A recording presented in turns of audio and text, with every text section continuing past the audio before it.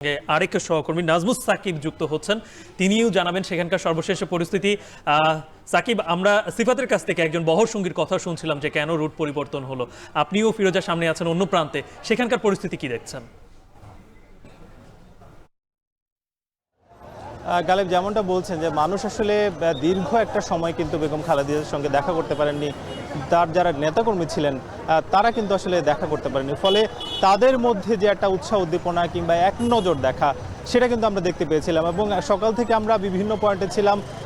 একটু জানাতে চাই যে বেশ কিছু সড়কেই কিন্তু আমরা দেখতে পেয়েছি যে তিনি আসলে যে রুট দিয়ে এসেছেন সবগুলোতেই কিন্তু মানুষ একেবারে পরিপূর্ণ ছিল। এবং যারা আসলে বেগম জিয়াকে দেখতে পাননি সেটা বলাই যায় যে গুলশান দুইয়ের যেই জায়গাটা কিংবা কাকলি মোড় এইসব জায়গায় যারা আসলে অবস্থান করছিলেন তারা কিন্তু আসলে দেখতে পাননি। তবে একটু পরেই যখন আসলে খবরটা এলো যে বেগম খালেদা জিয়া তিনি তার বাসভবনে প্রবেশ করেছেন, প্রতিমধ্যেই কিন্তু আমরা দেখতে পেয়েছি মানুষের আসলে মিছিল নিয়ে যেই ঢল ফিরোজার দিকে, অর্থাৎ ৭৯ নম্বর যে বাড়িটি সেই দিকে কিন্তু আমরা বেশ খণ্ড খণ্ড মিছিল দেখেছি।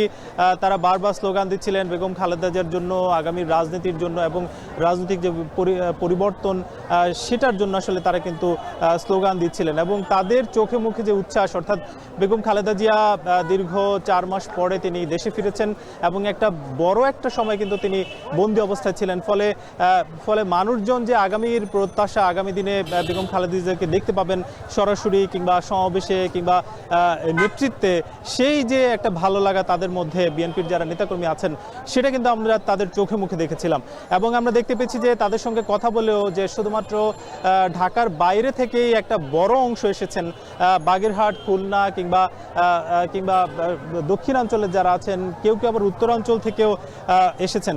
বলছিলেন যে কয়েকদিন যাবৎ তারা কিন্তু ঢাকায় অবস্থান করছেন শুধুমাত্র বেগম খালেদা জিয়াকে দেখার জন্য। আমরা জানি যে বেশ কয়েকটা তারিখ আসলে পরিবর্তন হয়েছিল, যে সোমবার নয় মঙ্গলবার, সেক্ষেত্রে 12 জন কিন্তু আগে থেকে উপস্থিত ছিলেন যে অন্তত বেগম খালেদা জিয়াকে যাতে এক নজর দেখা যায়। সেই প্রত্যাশা কিন্তু তাদের আসলে পূরণ হয়েছে। তারা অনেকেই আসলে দেখতে পেয়েছেন বেগম খালেদা জিয়াকে, ফলে তাদের চোখে মুখে যে উচ্ছ্বাস কিংবা উদ্দীপনা, তাদের যে ভালো লাগা সেটা কিন্তু আমরা দেখতে পেয়েছি। এবং বিভিন্ন জেলা থেকে যারা এসেছেন তাদের সঙ্গেও কথা হচ্ছিল। তারা বলছেন যে আগামী দিনে যে রাজনৈতিক পরিবর্তন এবং যে নির্বাচনের আকাঙ্ক্ষা সেটা কিন্তু বেগম খালেদা জিয়ার এই ফেরার মাধ্যমে তারা হয়তো সেটা আশা করতে পারেন।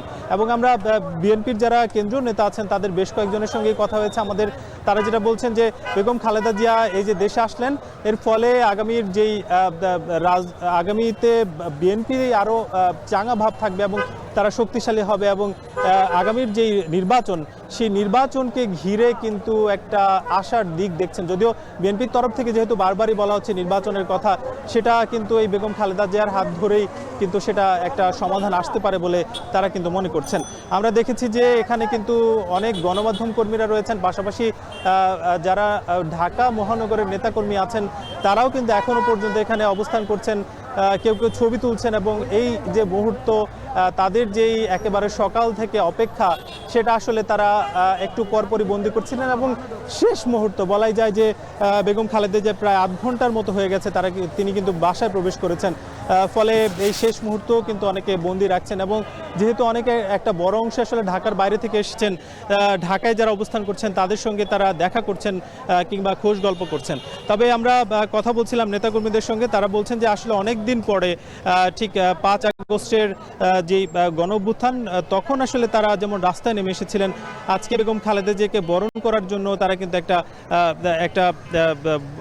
বরণ করার জন্য তারা কিন্তু পথঘাটে নেমেছেন এবং বেগম খালেদা জিয়াকে এক নজর তারা দেখতে পেয়েছেন। সব মিলিয়ে বলাই যায় যে শুধুমাত্র এই যে বেগম খালেদা জিয়া তিনি যে আসলেন এবং তার সঙ্গে 2 পুত্রের যারা স্ত্রী তারা কিন্তু আসলেন, এবং আগামীতে তারেক রহমান তিনি কিন্তু আসবেন বলে প্রত্যাশা করছেন। সব মিলে যে রাজনৈতিক ইতিবাচক পরিবর্তন বিএনপির এবং আগামী দিনের নির্বাচনের পরপর নির্বাচনের মাধ্যমে তারা আসলে শক্তিশালী হয়ে পূর্ণাঙ্গরূপে আবারও এই ক্ষমতা আসতে পারবেন বলে প্রত্যাশা করছেন। সব মিলে বলা যায় যে নেতাকর্মীরা এখনো পর্যন্ত বিএনপির অফিসের সামনে ফিরোজার বেগম খালেদা জিয়ার যে বাসভবন ফিরোজা সেখানে কিন্তু অবস্থান করছেন। এই ছিল ৭৯ নম্বর সড়ক থেকে সবশেষ।